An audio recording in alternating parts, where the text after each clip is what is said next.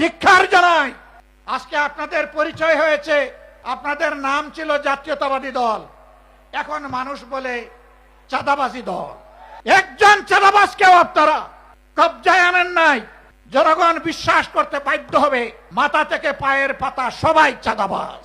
নাইলে কেন চাঁদাবাজি বন্ধ হচ্ছে না? সব জায়গায় কেন দুর্নীতির মহা উৎসব চলছে? গায়ের জুড়ে সব জায়গায় রাজনৈতিক দখলবাজি কেন চলছে? বাংলাদেশ ব্যাংকের মতো সেন্ট্রাল ব্যাংকের জায়গাটাও আপনারা ঠিক রাখলেন না। সেখানে একজন দলখানা লোককে আপনারা, অযোগ্য লোককে আপনারা বসাই দিলেন।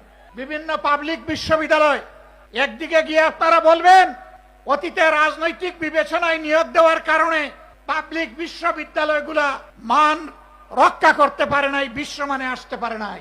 আবার আপনারা দক্ষ বিসি, প্রবিসি, প্রক্টর, প্রভুষ সবাইকে সরিয়ে দিয়ে দলখানা লোকদেরকে সেখানে বসাবেন।